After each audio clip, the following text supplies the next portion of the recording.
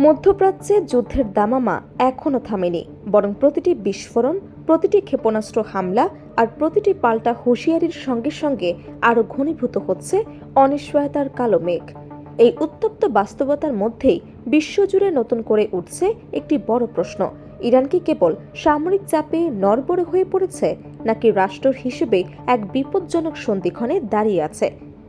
বহু দশক ধরে ইসলামিক রিপাবলিক নিজেকে মধ্যপ্রাচ্যের শক্তির ভারসাম্যের কেন্দ্র ধরে রেখেছিল, কিন্তু সাম্প্রতিক ধাক্কাগুলো এমন এক বাস্তবতার সামনে আনছে যেখানে ইরানের পতন শুধু একটি সরকারের পতন নয়, বরং তা গোটা অঞ্চলকে ঠেলে দিতে পারে এক অচিন্তনীয় বিশৃঙ্খলার দিকে।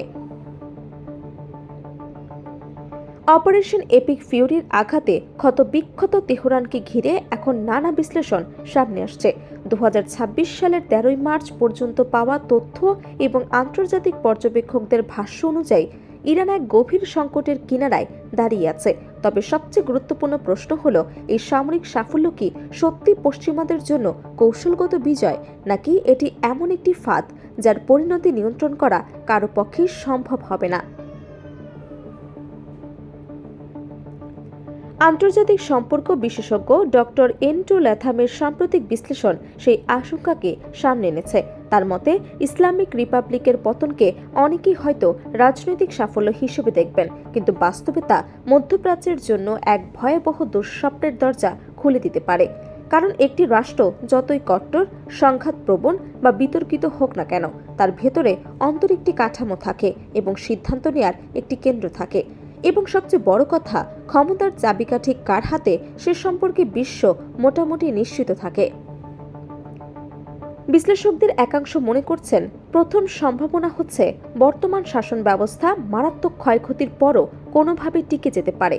সেক্ষেত্রে পশ্চিমাদের জন্য পরিস্থিতি হবে এক ধরনের অম্লধোর বাস্তবতা, কারণ দীর্ঘদিনের নিষেধাজ্ঞা, কূটনৈতিক চাপ ও গোয়েন্দা তৎপরতার মাধ্যমে পরিচিত এক শত্রুকে পর্যবেক্ষণ ও নিয়ন্ত্রণ রাখার কিছু উপায় অন্তত থাকবে।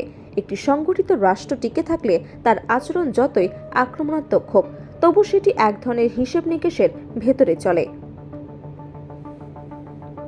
দ্বিতীয় সম্ভাবনাটি আরও জটিল। যদি ধর্মীয় নেতৃত্ব দুর্বল হয়ে পড়ে বা ভেঙেই যায়, তাহলে অনেকের ধারণার বিপরীতে সেখানে দ্রুত গণতান্ত্রিক রূপান্তর নাও আসতে পারে, বরং ক্ষমতার শূন্যতা পূরণ করতে এগিয়ে আসতে পারে সামরিক বা নিরাপত্তা কাঠামোর শক্তিশালী অংশগুলো। তখন ইরান রূপ নিতে পারে এক কঠোর ন্যাশনালিস্ট সিকিউরিটি স্টেটে, যেখানে ধর্মতান্ত্রিক আদর্শের জায়গা দখল করবে উগ্র জাতীয়তাবাদ, প্রতিরক্ষা কেন্দ্রিক রাষ্ট্রচিন্তা এবং আরও আক্রমণাত্মক সামরিক নীতি।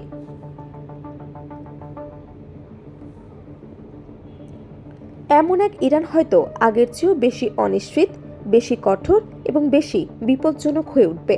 তবে সবচেয়ে ভয়াবহ চিত্রটি হচ্ছে তৃতীয় দৃশ্যপট: নেতৃত্বহীন, ভেঙে পড়া এক ইরান। যদি কেন্দ্রীয় রাষ্ট্রযন্ত্রের কোনো অংশই কার্যকর নিয়ন্ত্রণ ধরে রাখতে না পারে, তাহলে দেশটি গৃহযুদ্ধের দিকে চলে যেতে পারে। তেহরানের রাজপথ থেকে সীমান্তবর্তী অঞ্চল পর্যন্ত ছড়িয়ে পড়তে পারে সহিংসতা, অস্থিতিশীলতা এবং ক্ষমতার লড়াই। এখানেই সবচেয়ে বড় আতঙ্কের জায়গা।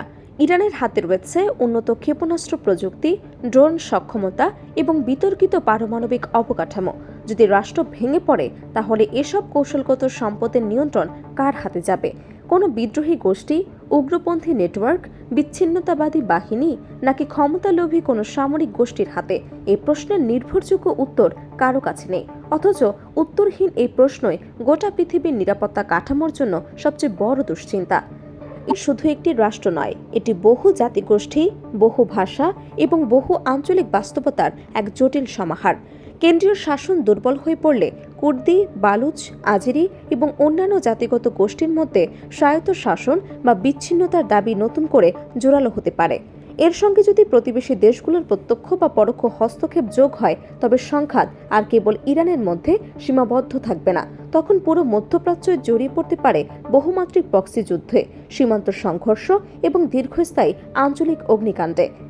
সব মিলিয়ে ইরানকে ঘিরে বর্তমান সংকট শুধু ক্ষমতার লড়াই নয়, এটি ভবিষ্যৎ মধ্যপ্রাচ্যের রূপরেখা নির্ধারণের এক সংকটময় মুহূর্ত। প্রশ্ন হলো, ইরানের পতন কি সত্যি শান্তির পথ খুলে দেবে, নাকি পরিচিত এক প্রতিপক্ষের জায়গায় জন্ম নেবে আরও অচেনা, আরও ভয়াবহ এক বিশৃঙ্খলা? বিশ্ব কি প্রস্তুত সেই শূন্যতার মূল্য দিতে? আর যদি ইরান ভেঙে পড়ে তবে তার আগুন কি কেবল তেহরানে সীমাবদ্ধ থাকবে নাকি ছড়িয়ে পড়বে গোটা অঞ্চলে?